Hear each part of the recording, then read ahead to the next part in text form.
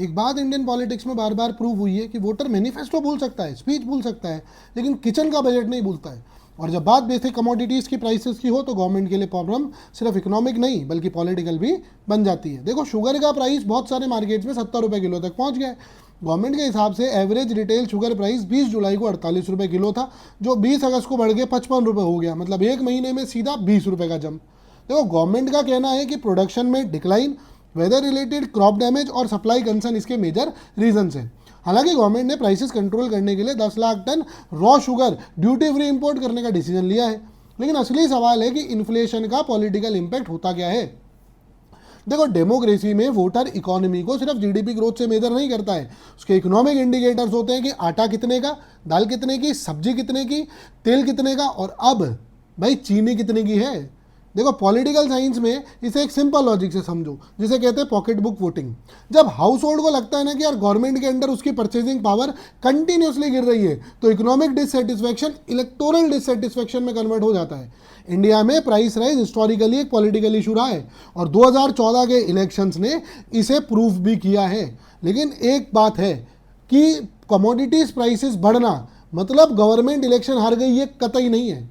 Because politics इतनी simple नहीं है। Government, welfare schemes, leadership, nationalism, employment, cast equation, opposition की स्ट्रेंथ, ये सब मैटर करता है। लेकिन असेंशियल कमोडिटीज की इन्फ्लेशन गवर्नमेंट के अगेंस्ट पब्लिक एंगर का मल्टीप्लायर जरूर बन सकती है, क्योंकि ये इन्फ्लेशन किसी टीवी स्क्रीन पर नहीं दिखता है, ये डायरेक्टली आपके किचन में दिखता है।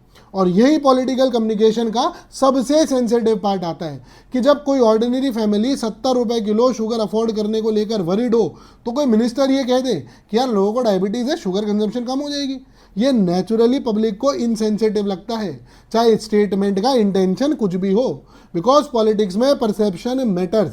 आपको प्रॉब्लम को टेक्निकली एक्सप्लेन करना है, लेकिन पहले उस सिटीजन की प्रॉब्लम को एक्नॉलेज तो करो भाई। क्योंकि 70 रुपये किलो चीनी सिर्फ एक कमोडिटी नहीं है, ये किसी फैमिली के लिए मंथली बजट का सवाल है। और यहाँ सवाल या जवाब सिर्फ मोदी सरकार के लिए नहीं है, ये हर सरकार के लिए है। क्योंकि इंडिया में वोटर को डेवलपमेंट चाहिए, इंफ्रास्ट्रक्चर भी चाहिए, ग्रोथ भी चाहिए, बट किचन इकोनॉमिक्स को इंक्रीज करके पॉलिटिक्स नहीं चल सकती।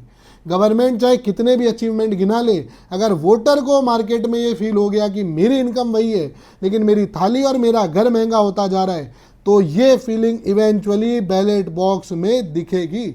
और इंडियन पॉलिटिक्स का गोल्डन रूल है, वोटर की मेमोरी छोटी हो सकती है लेकिन महंगी रसोई की मेमोरी बहुत लंबी होती है।